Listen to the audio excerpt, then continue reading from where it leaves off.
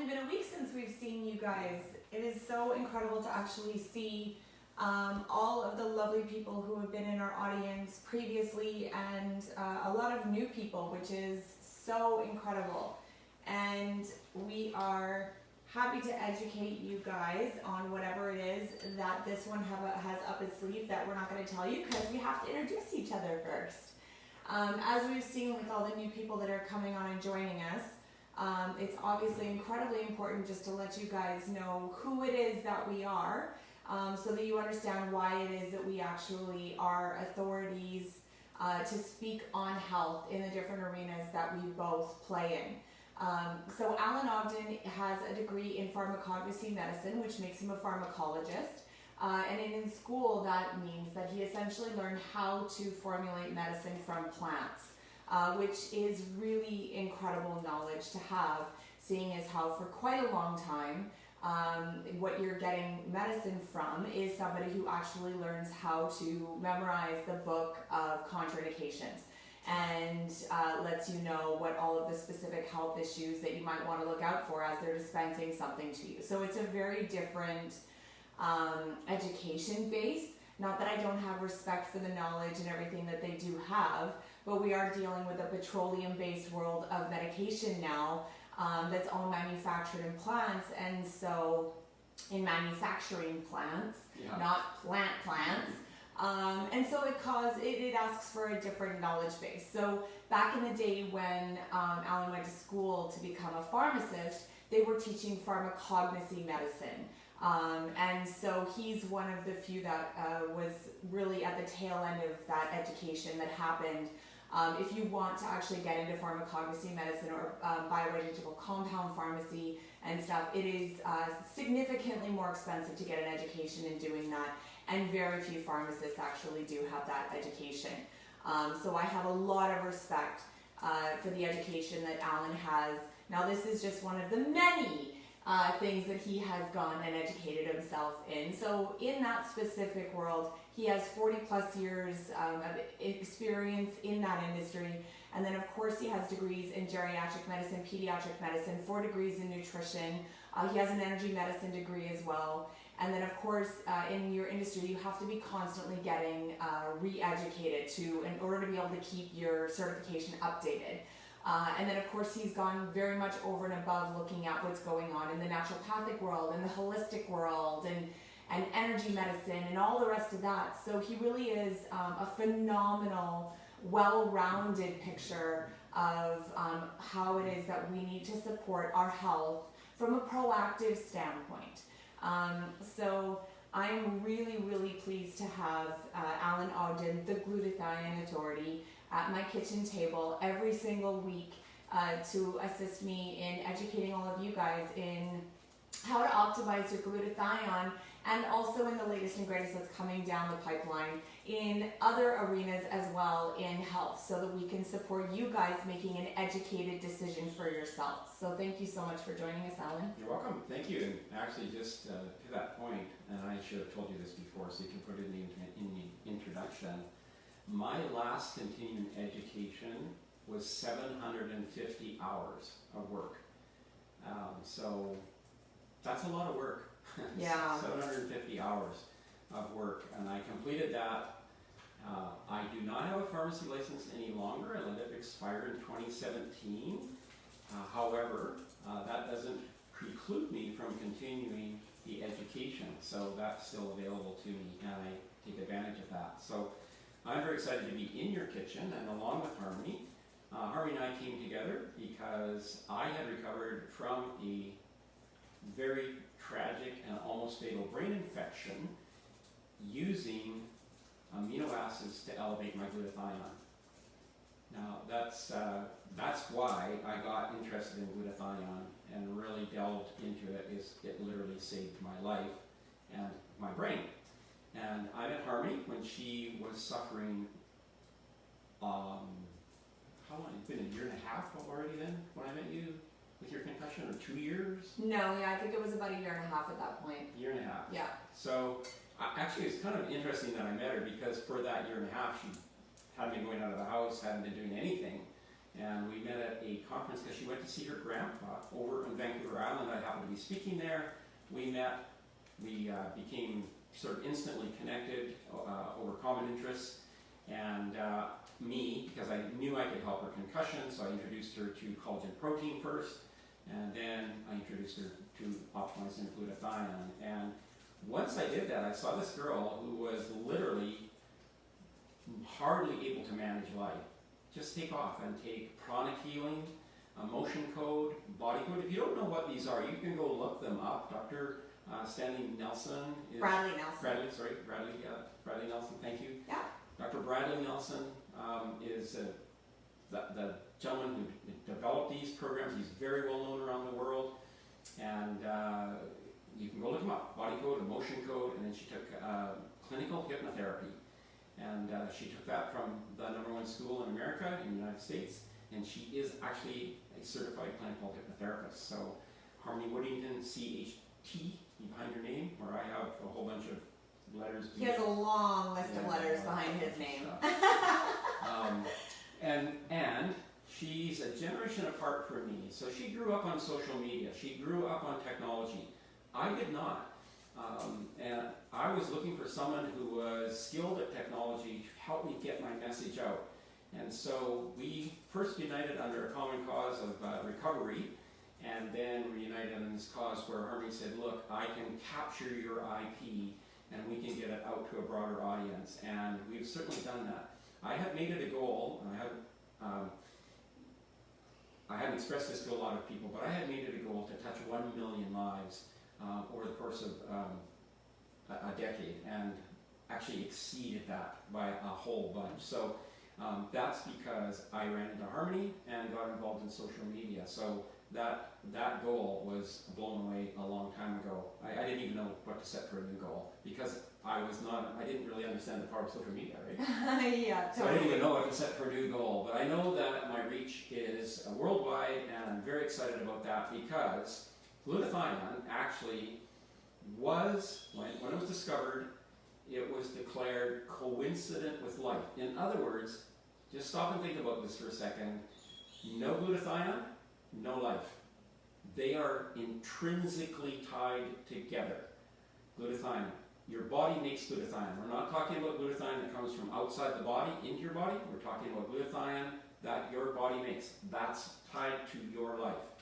And so artificially doing glutathione is not tied to your life. The glutathione you make is tied to your life. And so this is a really awesome time we're going to talk about, because it's Alzheimer's month. September is Alzheimer's month. And I was talking with someone today who was expressing his interest in this because it is the #1 health issue of all health issues in America today. Alzheimer's actually is 60 to 80% of what we call dementias. So what I wanted to do tonight is I want to talk about Alzheimer's, because most people, when you say Alzheimer's, they understand that that's a condition that you don't want to get, and they may have a family member who has it. It's often thought to be tied to aging. It isn't necessarily.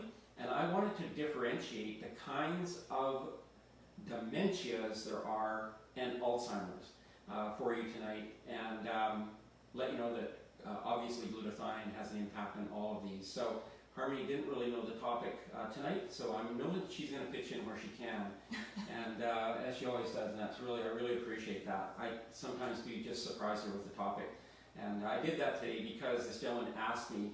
What he was talking about is actually called MIAs, or multiple infarct dementia.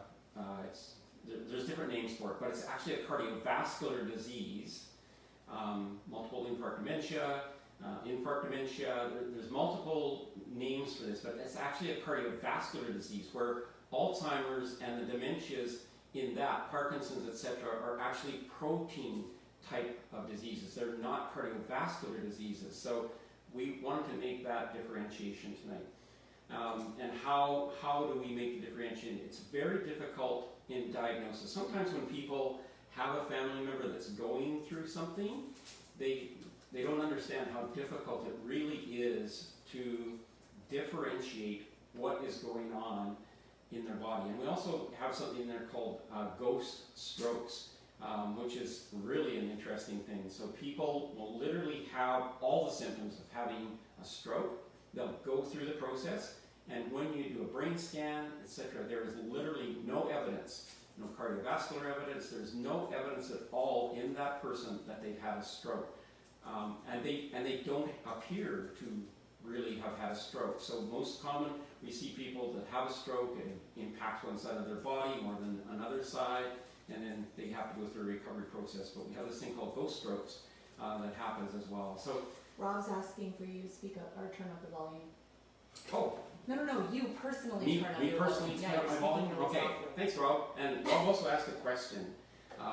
Did he? Yeah, it's in Messenger. Oh, okay. Well, we'll have to make sure we answer that. Yeah. So I will turn up the volume for sure. Thanks Rob for that. So what we want to do tonight is we want to talk about there's basically two kinds of things that go wrong in our brain. And then underneath those two things, there's multiple different labels for things depending on how the symptoms play out in your life. So let's first talk about proteins and how proteins can impact your brain. So there's something called amyloidosis, and amyloidosis was considered a relatively rare condition. However, due to the amount of protein consumption that has occurred in the last 2 decades, people are more focused on taking whey proteins, etc., etc. There's a lot more protein available in people's body, and depending on their ability to digest and use that protein, we can get things that are incomplete proteins. So where we really saw this show up was with the fake sugar aspartame. So aspartame is 2 portions of proteins stuck together. They would not occur in nature. So that molecule, the aspartame molecule, would not occur anywhere in nature. It was manufactured, and when it breaks apart, it makes incomplete proteins. Our body, when it's functioning normally, gets rid of, we always have incomplete proteins. Cell destruction, when cells come apart, when they die, with apoptosis, they literally come apart, and they release incomplete proteins into our body. So our body is very used to having incomplete proteins. When it gets an accumulation of incomplete proteins, particularly in the brain, they can settle in places and they cause what's called amyloidosis. Amyloidosis has been considered to be a non-reversible condition because those incomplete proteins become attached to other membranes, cell membranes, neurons, the membranes of the neurons, etc., and no one really knows how to get them out of your brain. So once again, this is kind of a rare condition, but it is occurring more and more because people are eating more and more just straight proteins, not eating meat so much, but they're getting their proteins from protein supplements. So we're seeing that a little bit more. And the thing is too that a lot of people don't even think about when they're consuming proteins is they don't think about absorption. Most of the people that I talk to, they're just like, oh, well, I'm taking 30 grams of whey protein. And they don't even realize how much their body is absorbing of that whey protein and how much your body is actually able to absorb of any protein per hour. So your body actually has only the ability to absorb so much at a time. And then depending on what type of protein, whether it's pea, whey, brown sugar, or brown rice protein, or hemp protein, or collagen protein, it can only absorb so much of it because of the bioavailability of the type of protein. So a lot of people just don't even think about that, and they're just thinking, oh, well, 30 grams, that's dope, so I'm just going to get as much of that as I can, because, yeah, I'm going to get big muscles.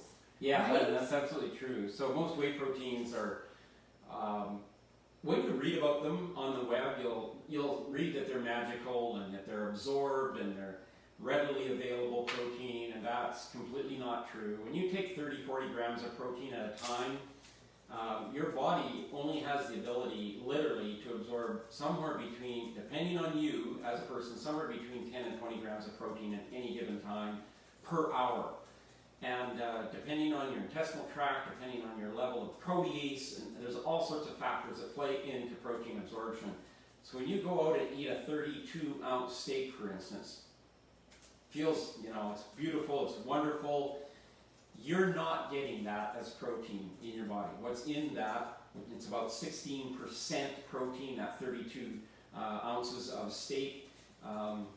That's 16%, so that's what's available, but you're not going to absorb all of that protein. No. Lots of it is going to go into your body as waste product. And it's denatured too when you cook it, which a lot of people don't think about. That's right, yeah, so that's such a good point. So proteins that we generally consume have to be denatured, they have to be altered. We don't eat raw meat as a rule. We might eat raw fish, but we don't eat raw meat. And so we denature it by barbecuing, broiling, roasting, all sorts of different ways of cooking that to make it flavorful so that it tastes good for us to consume. Yeah. And in that, we damage a lot of the protein content that's in there. And so you're essentially getting, what, 30%, right, of whatever the grams are? Like yeah. on a steak, per se? On a steak, oh gosh, 20%. Okay, there you go. You're getting about 20%. And some of the essential proteins, like you can't increase your immune system by eating steak because the proteins, like cysteine, it's destroyed by the cooking. However, I find being an anemic, my blood type is O negative, and I have anemia, and so that time of the month I really crave steak, and I find that it really, really helps with my energy levels. So there's definitely, in the denaturing process even still, there's absolutely stuff that your body is most definitely getting out of it that's helping to sustain you being a woman with a flow. Yeah, which is really great because you're not going to destroy, cooking's not going to destroy the iron in the meat. And, essentially we get a lot of iron from our red meats, and cooking does not destroy that. And it's actually the fat that carries the iron into your body and makes it absorbable. This is a sort of an off-topic thing, but if you go buy an iron tablet, let's say you are anemic, and you go buy iron tablets from your pharmacy, those are about 10% absorbable. So if it says 300 milligrams of iron on a tablet, your body's going to absorb about 30 milligrams, and 270 milligrams, a vast majority of that tablet, is actually going to go into your intestinal tract. And if you don't have regularity, it's going to stay in there, and if you were to take your intestinal tract and actually spread it out, it's about the size of a football field for surface area, very large. So that 22 to 23 feet of intestinal tract, you've got these little things called villi that move things down through your intestinal tract with a process called peristalsis. The iron can get in between the little fingers and it stays there and sticks there, and then those things can't do their job. You get stuck. So wow, because it's the big thing that everybody tells you to take. If you're iron deficient as a woman, they just prescribe iron pills to you and be done with it. Yeah, they do, and they don't tell you, first of all, you should make sure you're taking some type of iron that's chelated or attached to something, and take it with some fat. Like if you need iron, take it with an Udo's oil or something where your body can actually use it and transport it. It's anyway. You know what I find really fascinating, just bringing that up, is that ever since I started taking the immunity on a regular basis, I haven't had a dizzy spell and needed iron as a supplement or anything ever since. The anemia hasn't been an issue for me, and I used to get dizzy every single time that I stood up. And I would get dizzy every time I did yoga because I'd be up and down. I get dizzy when I worked out on the exercise machine. Like, I blacked out 10 times when I was pregnant with my son. It's been a problem of mine ever since I had a period at 16. And then when I started taking the immunity on a regular basis, it stopped being a problem. Did you like to know why? That's why I'm bringing it up. So one of the little known things that glutathione does in your body is actually attach oxygen to your red blood cells. It makes it so the iron and the oxygen can attach and be transported by your red blood cells and delivered around. So Glutathione is essential for iron and oxygen transportation in your body. It's that's one of the things we very, very seldom talk about. So people with anemia tend to have lesser symptoms when they're optimizing their glutathione, for sure. It's just really spectacular because the go-to when you get your blood test done with the doctor is they just tell you go and take an iron supplement, or they prescribe you an iron supplement. Yeah. And that wasn't the solution. It never was. I never felt better doing it. And then when I started optimizing my glutathione and taking the right vitamins and minerals and everything that are in this box, it completely resolved the problem for me. Yeah, it's so interesting. And then on top of that, going into Alzheimer's and dementia, which is what we were talking about in the first place, my cognitive function came back when I optimized my glutathione, and I was able to go to school and do all that stuff that Alan, was talking about that I do. And I'm writing a book, and I'm, writing a workbook to go with my healing program, and there's like all this stuff. I'm using my brain all the time now, and I absolutely will tell you that optimizing my glutathione is what allows me to be able to do all of that stuff, and why I actually feel quite confident that I'm going to have, an amazing brain for an incredibly long time, and I don't fear Alzheimer's and dementia. That's cool, and that's a great segue into the fact that tests actually show us that brain function does not decline. Cognitive impairment is so we think, oh, I'm 60, my brain is whatever. Slowing down. Whatever, I'm not remembering names, I'm not doing this.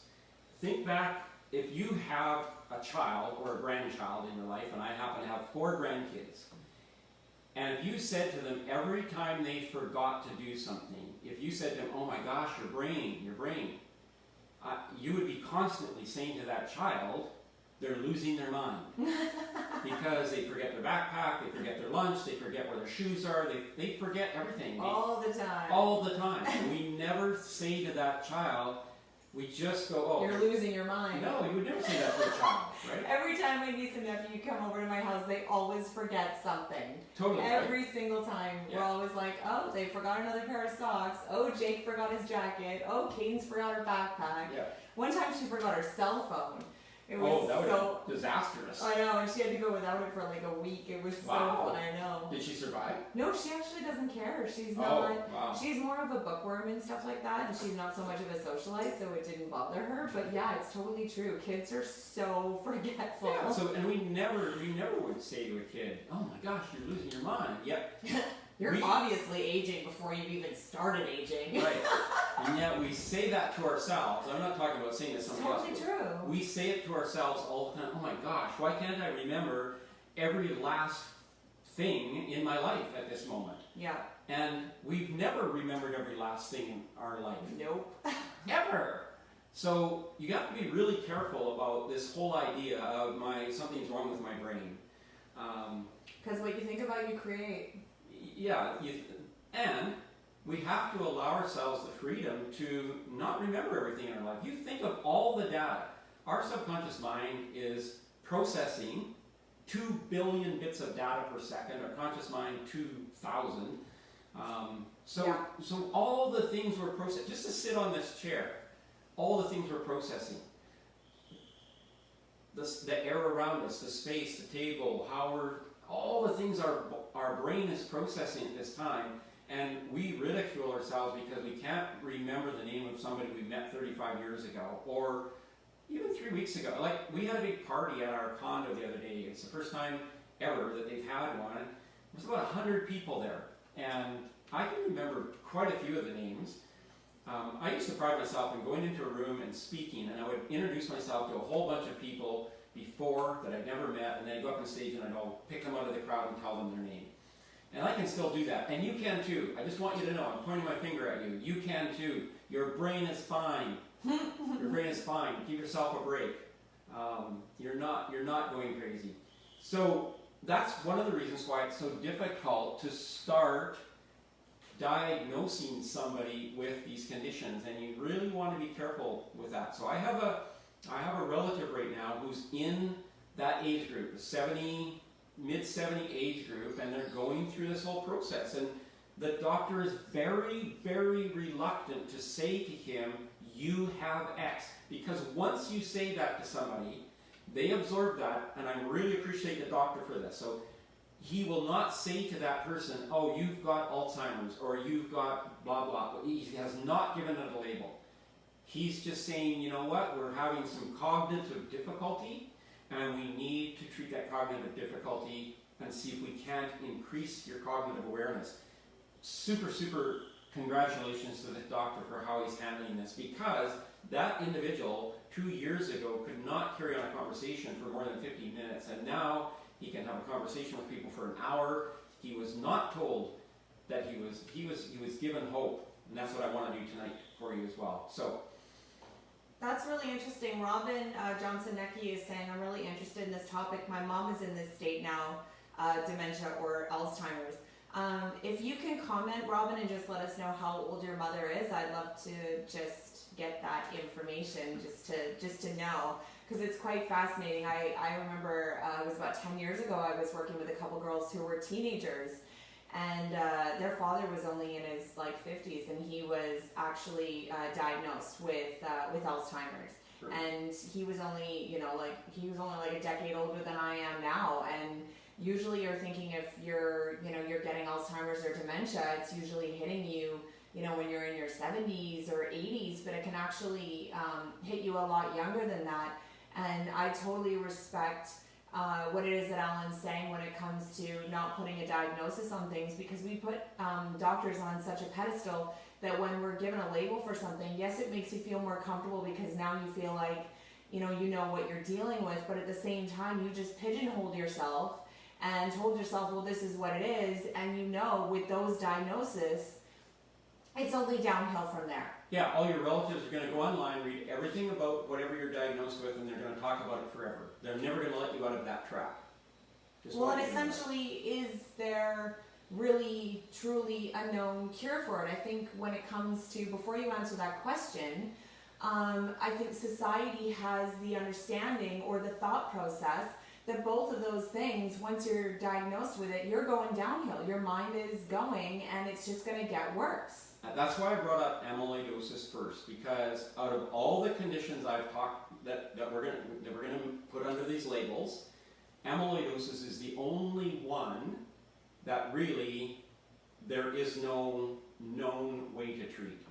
If you have Alzheimer's, there's now a treatment for Alzheimer's. There's a gentleman by the name of Dr. Dale Bredesen who's run a protocol called the Bredesen Protocol. He's literally recovered the brains of many people, a statistically significant number of people. There's also a couple of researchers who have discovered a bacteria in the brains of people after they've deceased that were diagnosed with Alzheimer's, and they're looking at that bacteria actually sits in people's guts for years, and then how did it migrate to the brain, and how did it cause that problem? And if we could have caught that bacteria when it was in the gut, would these people have got Alzheimer's? So there's hope for Alzheimer's, there's hope for dementias, there's hope for all of these things. We just have to differentiate. So there is a causative factor that I want to bring up here because it is so common in America. It's called statin drugs. If you're a female, and Robin, I don't know how old your mom is, but if your mom is on a statin drug, the chances are very high that the statin drug is actually causing the symptoms. Happened to my mother-in-law. My mother-in-law wasn't really ever diagnosed with dementia, but she was showing all these signs, and she had been put on a statin drug. She was on a statin drug for 10 years. There's now over 2,000 class action lawsuits in America because statin drugs are known to cause dementia symptoms in females over the age of 50. That's a known fact. So we have to eliminate some of these factors before we rush to diagnosis. So if somebody's on a statin drug, particularly a female, they need to really look at that and weigh the risk-benefit ratio of what's going to happen to their brain. It's a well-known thing. You can go look this up. Go to PubMed. Don't go just on the internet. Just go to PubMed.org and look. It's well documented. The research is well documented about statin drugs and how they are, whatever they do, to cause dementia symptoms. Can we backtrack? Because Hazel Ellis, thank you so much for asking the question. What is a statin? Not everybody knows what a statin drug. I know that so many people actually use them, but there's actually a fair amount of people who have no idea what that even is. Thank you for that question. Thank you, Hazel. So a statin drug is a cholesterol, it's a class of statins are a class of drugs used to lower cholesterol in people. Sometimes they're combined with a blood pressure medication, so they're used to lower cholesterol and lower blood pressure. So your blood pressure medication may have a statin drug attached to it, and you'd have to look at that and look up the drug. But they're literally drugs that are used to lower your cholesterol. Now, one of the really cool things, since we're on this topic, one of the really cool things, optimizing glutathione using amino acids has been clinically shown to be as effective as a statin drug at modulating your cholesterol, reducing your cholesterol without any side effects. That is that's clinically proven. So if you use amino acids to optimize glutathione in your body, it will help with lipogenesis, or the breakdown of fats, and it will naturally reduce your cholesterol. She said like Lipitor, etc.? Like Lipitor, Crestor, Lipitor, those are the two biggest names in statin drugs. Lipitor, Crestor. Atorvastatin, Rovastatin, those are the generic names that you might come across. Robin is just saying, my mom is in a dementia Alzheimer's care unit for 2 years now. I'm trying to learn how to curb or diminish my chances of being in that place. She also said she hasn't been on statins, but I'm trying to get off it. My mom will be 87 in 3 weeks. I just want to let you know, Robin, that just because your mother has gone through it doesn't mean that you're going to. So I'd really like to support you letting go of the idea that this is something that you have to get just because your mother had it. A lot of people really attach themselves to the idea, or get the idea that because their parents had it, or people in their family had it, that they're going to get it as well. And it can actually become a program and can be essentially manifested as a result of the extreme fear that we manifest ourselves from trying to not get it, essentially. So if this is something that that you're currently struggling with and you want some over and above support, we're absolutely happy to support you. You can message us on our Facebook page. We'll totally have a chat with you, and you can let us know what your individual situation is, and we're happy to give you some advice. Yeah, well, we're happy to tell you what we know. We can't give you any advice. Not medical advice. Yeah. Not going to tell you what we know. So I want to clear up this, I want to differentiate. So as people get older, and I'm really sorry to hear that your mom is in that unit, quite likely your mom may have had a cardiovascular condition. So my mom was 86, and she had a cardiovascular condition. So any of the symptoms that she was having was actually as a result of immobility. And when you're immobile, what your body does, it does two things. One is, it doesn't replace all the little, there's hundreds and there's thousands, probably millions of little veins and vessels in your system. If you're not going to use your muscles, your body literally, when those veins die off, your body doesn't replace them.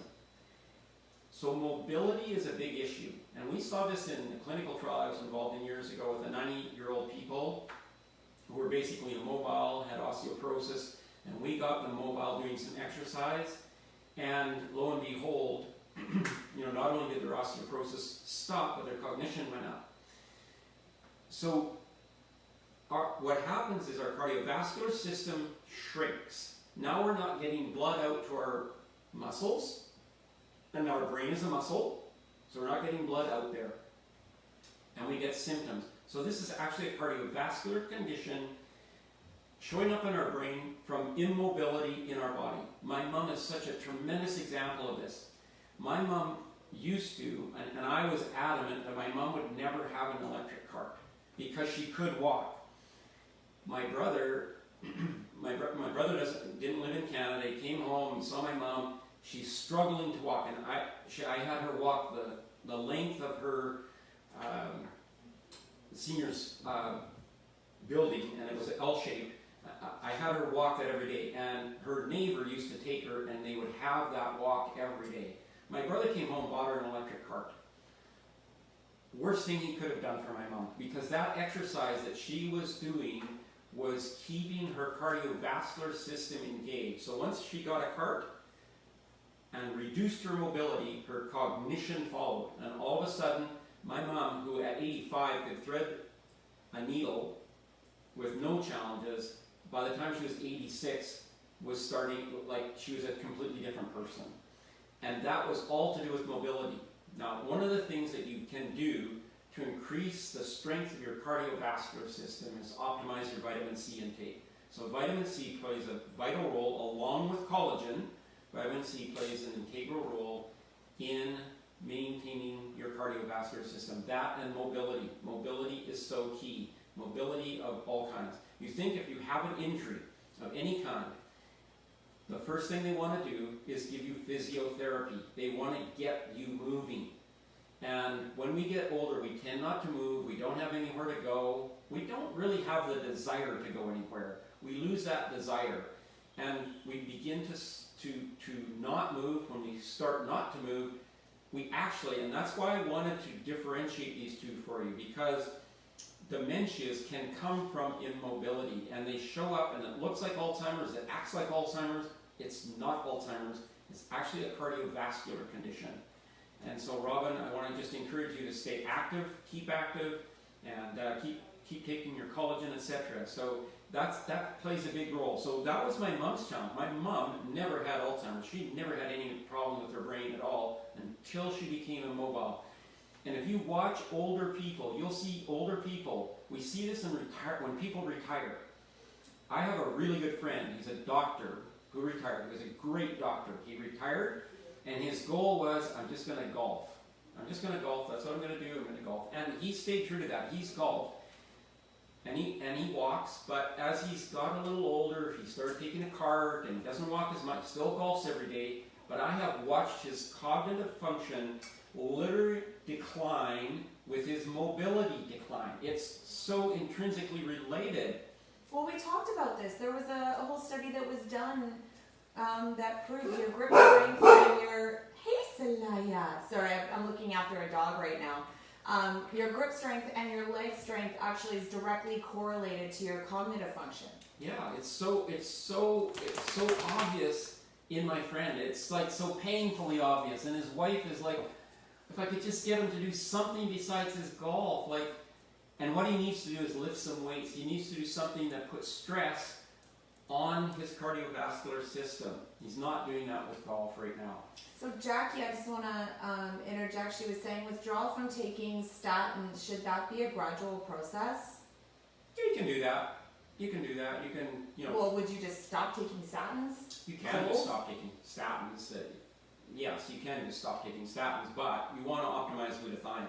Don't just stop taking statins and not do anything else. If you're going to think about getting off your statin drugs, you have to optimize your glutathione. You need to look at how much your sugar. You have to do some dietary adjustments as well. You can't keep your sugars up because that will increase your triglycerides, which eventually will turn into cholesterol. So there's certain things you have to do, and we'll probably do a show about this too. We'll probably talk about this more because this is such a big deal. It's the number one fear of people in America today, that they're going to lose their mind. It is the number one fear. People are not as afraid of cancer or cardiovascular disease or diabetes. It doesn't even come close. When people were asked the question, boom, losing their mind was so far out in front of every other disease. It's just, we know too many people who are in an institution and they're there, and we don't know how long they're going to be there, but they're not really there, if you know what I'm saying. And there's so many people struggling with this. So Dr. Dale Bredesen has a program to reverse Alzheimer's. He's in the United States. You can go look him up. It's phenomenal. Many programs to alter your cholesterol. So keto diet that we've talked about. Many things to do that we can alter our cholesterol and do it naturally without drugs, but optimizing glutathione using amino acids is the number one thing that you need to do without even a shadow of a doubt. Now, so I just want to deal with the cardiovascular. So there's many types of dementias that show up that get thrown into the umbrella, and if the person is old enough, generally what happens is they look at the symptoms, they look at the age, and they go over into the basket of Alzheimer's. It might not be. It might be cardiovascular. And that's why I wanted to bring it up, is because people have a fear that, oh my gosh, and you get asked this question, if you're having a physical, did somebody in your family have X, Y, Z? Well, yes, my, aunt, and maybe she didn't. It's very difficult. So these things are very difficult to diagnose, and I'm really happy that people are taking their time, like in the case of that gentleman I mentioned, to diagnose. And not, so let's talk about the protein situation. So if you actually have Alzheimer's, you have plaque in your brain. In that plaque is incomplete proteins, there's calcium in that plaque, there's minerals, there's stuff that have accumulated in that plaque. All of those things hold an electrical charge. That electrical charge then disrupts the manufacture and the transmission of neurotransmitters, the signals. It just interrupts everything. And we see, generally speaking, the plaque shows up in certain parts of a person's brain first, and so then we see certain activities that decline, and really it's the activity decline that would determine the difference between Alzheimer's and Parkinson's and Pick's disease and the multiple of other labels that are in this whole category that we couldn't possibly go into, and you're not going to remember anyway. I just want to bring these things to your attention because there's resolutions and there's solutions and there's things you can do to hopefully avoid this situation. Jackie Kilduff is saying, I know what you're saying, optimizing glutathione has helped in my overall health. And Jackie Gemel, I hope I'm pronouncing that right, she said, I'm not on them, the statin drugs, but I know someone who is, so thank you so much for a fuller explanation. You're welcome. I'm reading from my phone right now because my computer has decided to be a pain and it's not showing the stream very nicely, so usually I'm watching all the comments and everything that you guys are posting on my computer, but it's lagging, so I'm peeking at my phone to see the comments just to make sure that you guys are getting the attention that you want and we're answering your questions, because I know this is a really heated topic, the fear of losing one's mind. Or having somebody lose their mind. So let's just deal with your cardiovascular system. Like, exercise is paramount. Physical exercise, not just aerobic exercise. I know there's people who will tell you if you just go out and walk for 30 minutes a day, you're going to be fine. I think you need more than that, and you need something that stresses, at least from the clinical research I was involved in from years ago, you need something that actually puts stress on your muscles, because with that decline in mobility, without the stress on your muscles, so without doing some kind of activity, and we're not talking really heavy weights, you can use elastic bands. It doesn't matter where you start. You can start with something, but just putting tension and keeping the tension on your muscles, what that does is send a signal to your brain that says, hey, we still need this. Your brain responds by sending the signals to your cardiovascular system, they're very interrelated, to revascularize, in other words, put more veins and arteries into these areas. So the more physical stuff that you do, the more your brain is going to say, hey, we need to get nutrition there, we need to get stuff there, and it's going to do that. So, do you know who's a really good example of that? Me. You're a good example of that, absolutely. Right? I was just gonna, no, it's not what I was gonna point out actually. There's two people that I can think of that show up on our live events that we both love and adore that are really good examples. Don Elmersh and Darren Grosnick are both men who are maturing and aren't in their 20s and are absolutely in phenomenal physical condition. Yeah, yes. And if you go to the gym, one of the things you'll notice is, if the guy's working out, and it doesn't always look very pleasant, but the bulging vein thing, and it's something that a lot of guys are actually kind of proud of, their bulging veins. But literally, when you have some bulging veins, and I'm just going to use that, that means that you've used your muscles, and your brain has sent messages down. We need that. We need the vascular system. My veins don't bulge very much. No, but we're going to do this because men don't have the layer of fat in their skin that women do. So we can get bulging veins. Women do not get bulging veins. Because I just worked out today for like 2 hours. You're not, as a woman, you're not going to get, but you can see in Harmony's arms, if you look, you can actually see her veins. You can see her cardiovascular system. Yeah, I have big fat veins until you poke them, and then they magically disappear. Yeah, or bring a needle towards them. I had to have an IV done this one time, and I've only had it done once, and the nurse poked me 6 times before she was finally successful, because she's like, you have the most juicy looking veins ever, but they disappear the second you poke them. So yeah, I was hating life. Just let them poke. Yeah. So, I would have cooperated more if I could have figured out how. So hold on a second, just backtrack for a second, because this is not something that we've ever talked about before. So because of the fact that women have higher fat content in our body, which is natural because we carry life, we actually don't get the bulging veins that men do, which is completely healthy and natural. Yes, yeah. That's really fascinating. So you think about... It's not very sexy either, ladies. Literally, do we want that? Ew. No. Like, if you... Listen, I have nothing against bodybuilding and whatever, but if you look at women when they're in that mode, and their body is very sinewy, and their muscles are very tight, and they get veiny, it's not very attractive. And those women have lost too much body fat. They're actually... I hope they don't do it very long, for very many times, because they're actually doing their body irreparable damage. They're doing irreparable damage to their skin and to their body by doing that.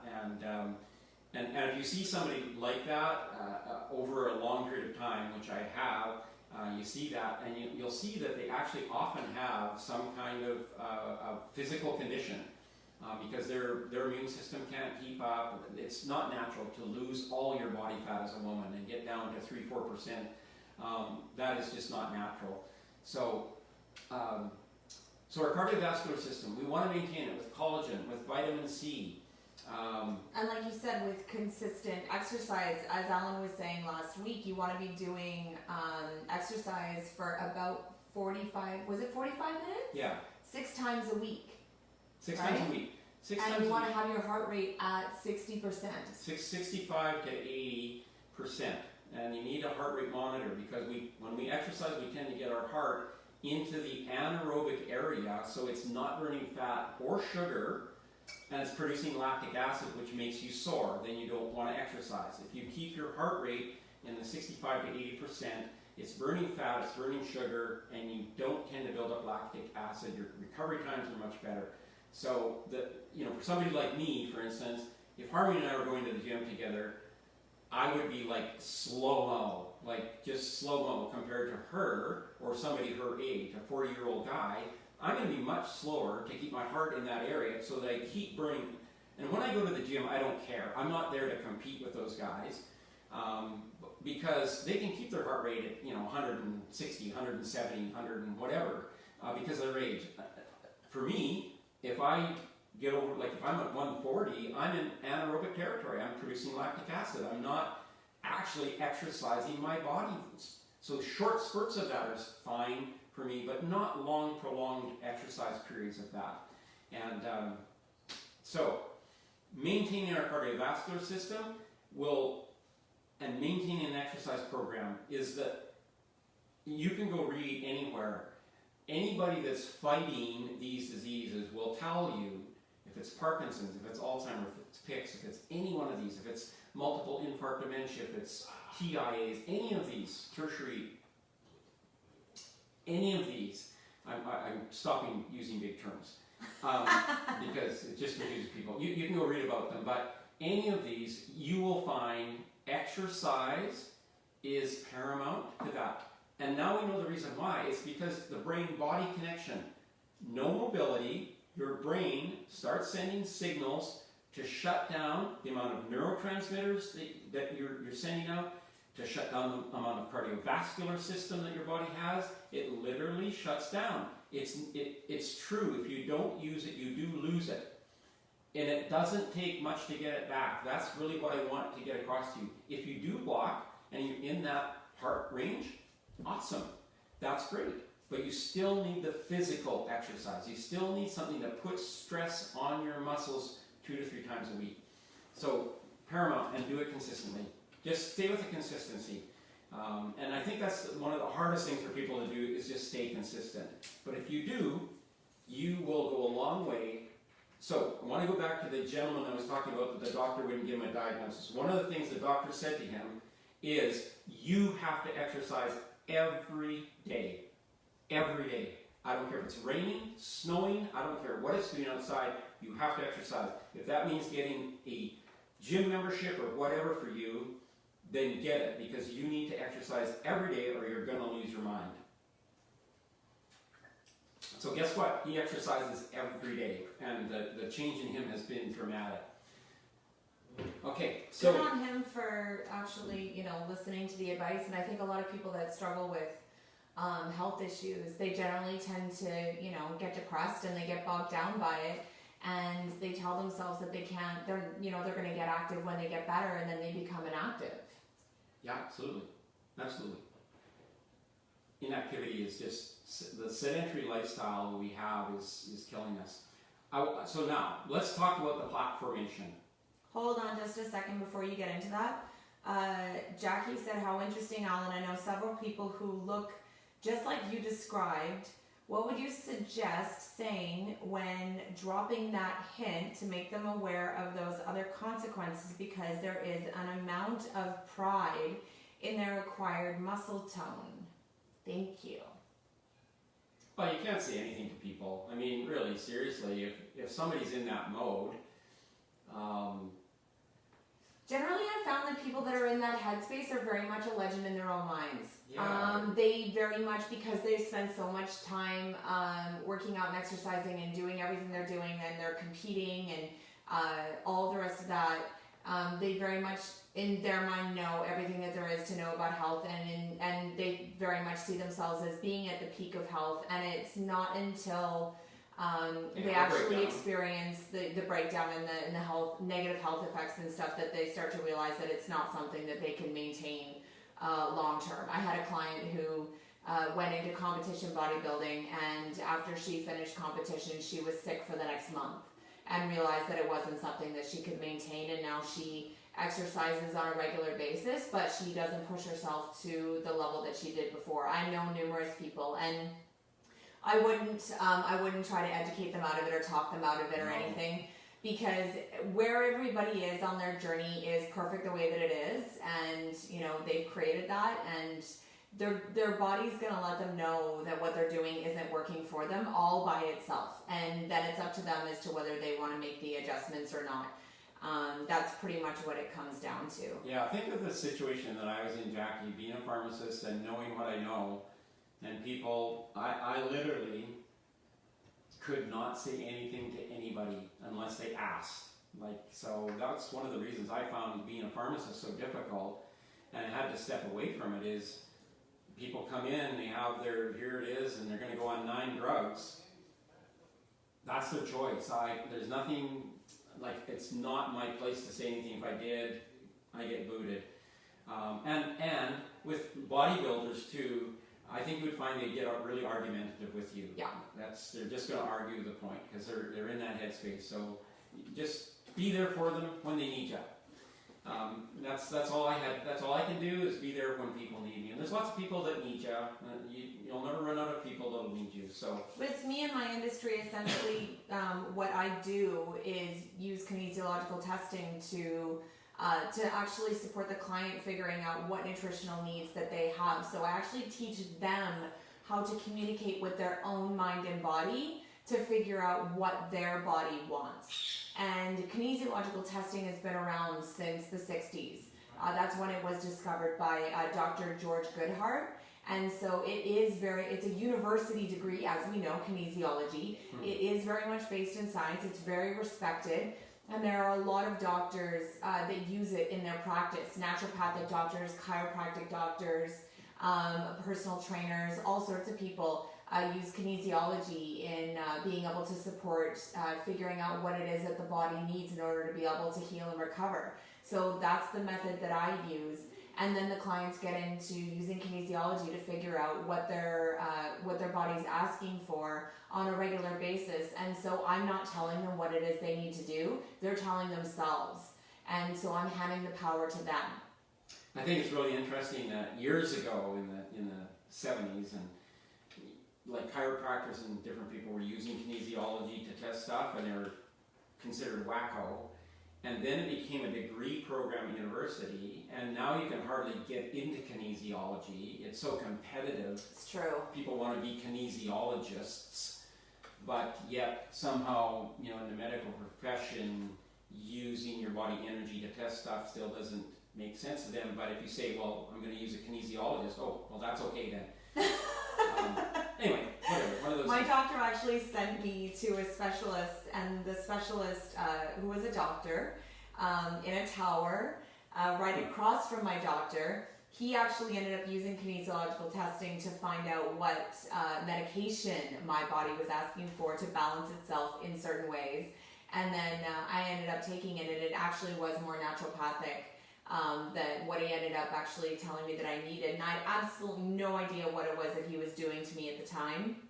And when I went back and I told my GP what had happened, she told me that the guy was a quack and to never see him again, and she didn't know why the hell she recommended or referred me to him. And I said, you sent me to him, that was your referral. And she's like, well, I had no idea that he was going to do that crazy woo-doo stuff, so yeah, like that's not, don't go back to him. But it was the only thing that I did over the year and a half when I was suffering from my concussion and all my other injuries that actually made me feel even a little bit better. So it was absolutely amazing. He actually gave me a supplement that supported my adrenal fatigue. And I actually did have more energy after taking the supplement that my body was asking for. And then, of course, later I ended up discovering Alan, and I ended up, learning about collagen protein and what the benefits were of that. And then it was when I took the collagen protein that I actually really started to notice and, get the results that I needed to start the healing process. So little did I know, I was exposed to the work that I was going to end up doing, which I do now, almost 7 years ago now, with a doctor. Yeah, funny how that works, eh? Yeah, it's absolutely amazing stuff. So let's talk about these plaques, and we don't really have to talk in depth about them. Your body makes plaque for a certain reason. It's called faulty lipogenesis. In other words, so if your body is overwhelmed with something, if it's overwhelmed with sugar and it can't handle it, it makes fat. Fat is just plaque that it settles in a fat cell, but it's really a type of plaque, if we want to look at that. So arterial plaque is literally an overwhelm of stuff in your cardiovascular system that your body doesn't know what to do with, and there's something that comes along and damages the cardiovascular wall. So it gets a little nick in it. Now, we can't put band-aids in our cardiovascular system, so our body does use omega fatty acids. It does use things to actually help the cardiovascular system heal, but in that process, it can actually create new plaque. And plaques then can start gathering calcium, mostly from our body, and if those plaques then break, we have a clot, we have a stroke, we have a heart attack, we have these things. On a more minor scale, we have dementia. So these are plaques that are in our brain, and they're things that are interrupting main communication signals, main communication connections within our brain. At the root of all of this is environment and diet.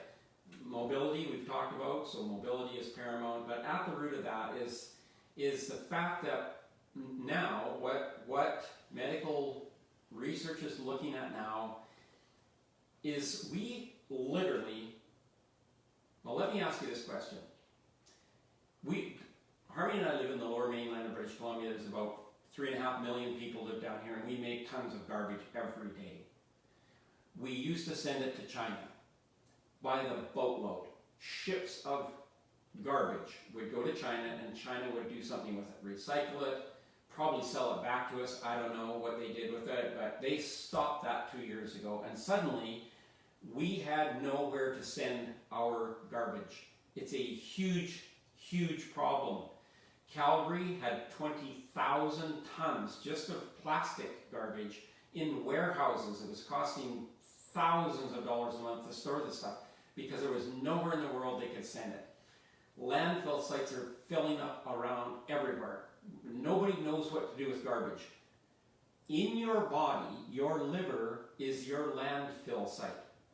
So just think of your liver as the landfill site, and if you overwhelm the landfill site, it's got to go somewhere. So just like our garbage has to go somewhere, this has to go somewhere, and it goes into our cardiovascular system, it goes into our lymph system.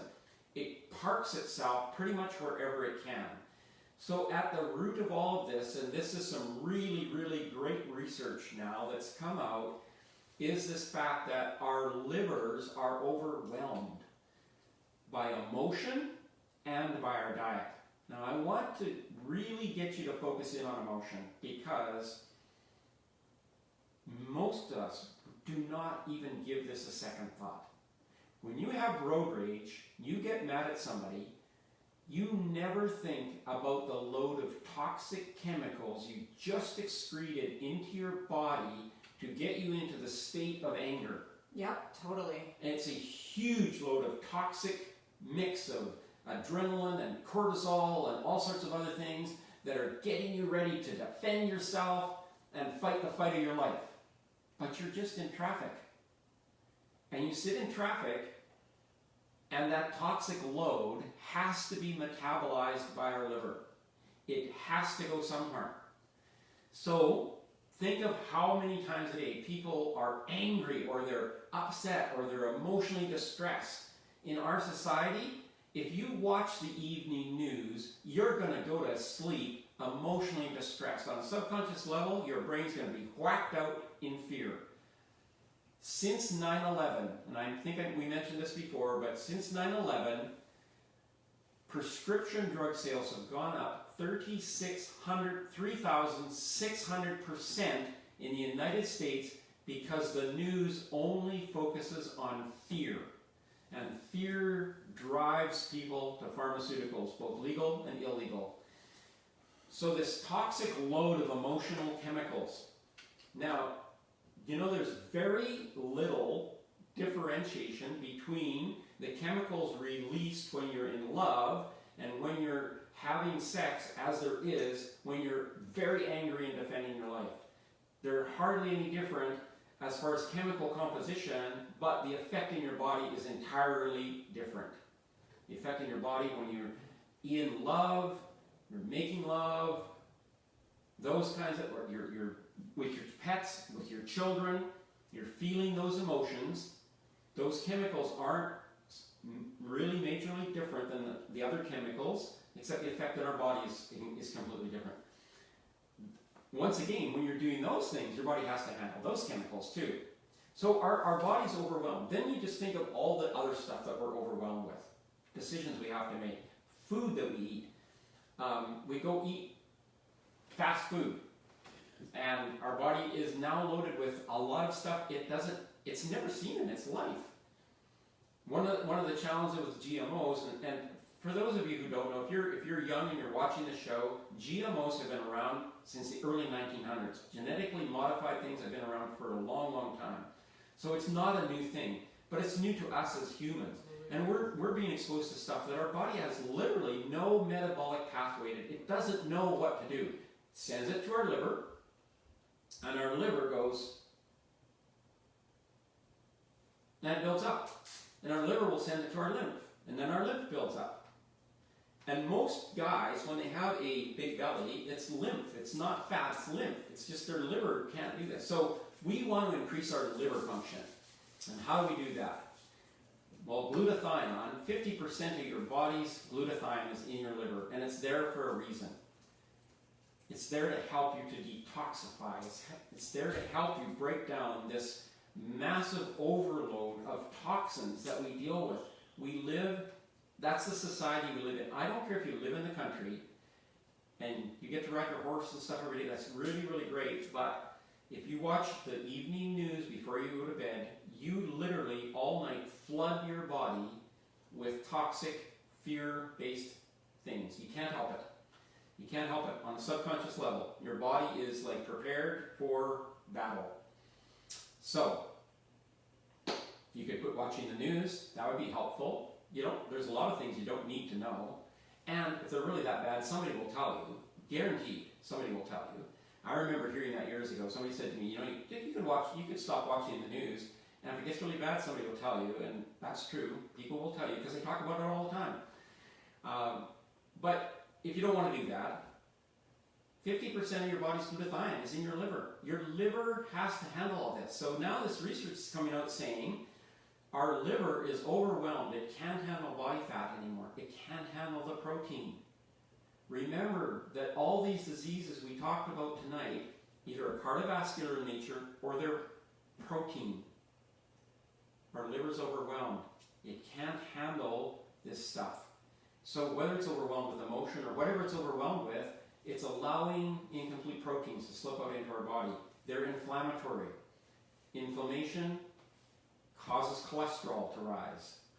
Cholesterol causes plaques. So this is just, it's all interrelated. So the way to protect yourself, first of all, if you live on a farm, you know what it's like to go ride a horse and relax and do all that kind of stuff. You have to find ways to relax. You really do have to find ways to relax. Maybe you use just audio, maybe use something, but you have to find a way to relax. You have to find a way for your body to get relief from that. Harmony is an expert in this. I'm in her territory right now. Yeah, you really are. I really are. I teach my clients to actually create what's called a self-love vocabulary. And it's a part of my program. And what my clients actually do is create a list of 10 things that they do for themselves when they are in a state of emergency or they're triggered and they're high emotion. And the challenge is a lot of the time what people generally tend to do is they'll choose actions that will help them to dissociate from whatever it is, and generally more often than not whatever it is that they're choosing to do is actually just as poisonous as the thing that is causing the stress. And because a lot of the time people are like, they're going shopping and spending money and they're depleting their bank account, they're doing drugs, they're doing alcohol, they're smoking, they're doing all sorts of stuff that are generally not good for them. And so anything that you're essentially going to do that's going to help you to dissociate is actually self-loathing as opposed to self-loving. So essentially what you want to do is just create a list of 10 things that you're going to do where you're not relying necessarily on another person, because let's just pretend that an occasion comes up where you can't, reach out to somebody. It's going to be a list of things that you can do by yourself for yourself. That is actually giving you the space to be able to flow the emotion that's coming up for you and to be able to relax and to balance out. Because when we're high emotion, we're low intelligence. And so you can't use logic to try to make your way through it. It doesn't work that way. You have to flow the emotion first, and then you can get back to logic and map your way through it. So I recommend things like baths. I always recommend tea. Chocolate is actually a really amazing thing. All three of those go incredibly well together. I also recommend using music, specifically meditative music, solfeggio frequencies. There is actually certain stuff on YouTube that plays 5 hertz. And I recommend this very much to my clients that have a hard time getting to sleep or have a hard time meditating or deal with anxiety or stress, because when your brain is in theta, which is actually meditative state or hypnosis, it's in 5 hertz. That's the brain wave. So if you actually just allow yourself to play 5 hertz, it will really quickly calm your mind down and slow it down. And there's lots of YouTube. Oh yeah, it's absolutely spectacular. Going for a walk, taking your dog for a walk, just going and spending time in nature. If you live close to the ocean, go for a walk on the beach, go hang out next to the ocean. There's lots of spectacular things that you guys can do. You can write in a journal. That helps to vent and release if you're an artist. Painting, playing the guitar, playing music, even for yourself. My dad, he used to come home after work all the time, and he would play his guitar, and it would help him to de-stress at the end of the day. So if you make a little list for yourself, this will actually help you to balance out those toxic chemicals and to help to flow and to release that, like Alan was talking about. And like I said, it's called the self-love vocabulary. So we have two things for you to do. One, optimize your three. Optimize your glutathione, optimize your cardiovascular health, and then optimize your emotional health. And if you do those things, and you do it consistently, your chances of suffering from one of these tragic situations in your life goes way down.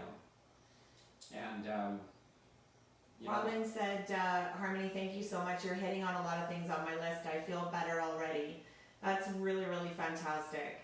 And Jackie was saying thank you. Oh, she was actually, hold on, I just want to go back.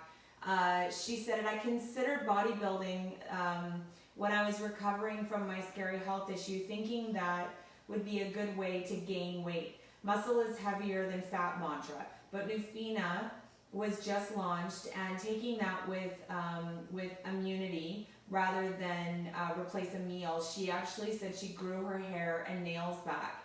And she was actually saying that this is as a result of the education that you and I do. So that was really, really sweet.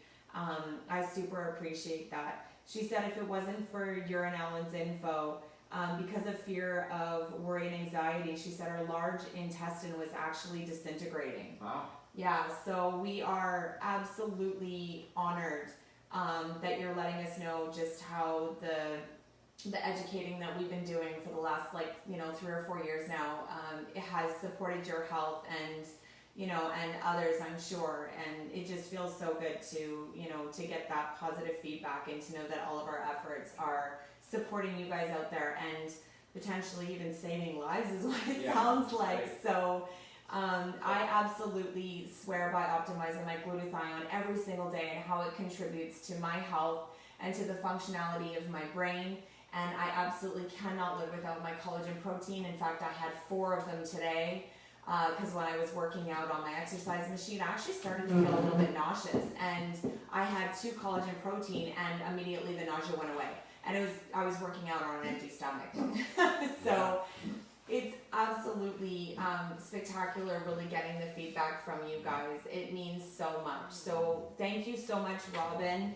And thank you so much to Jackie as well for giving that feedback. If any of you guys have any questions or comments or any of that, we do pay attention to the comments and questions post live. You can also message us on our Facebook page. And if you guys really enjoy our live events and you haven't liked our Facebook page, if you like our Facebook page, you will get a notification when we go live so that you can join us. So please feel free to do that. I also will be loading this onto our YouTube channel, which is the Glutathione Authority YouTube channel.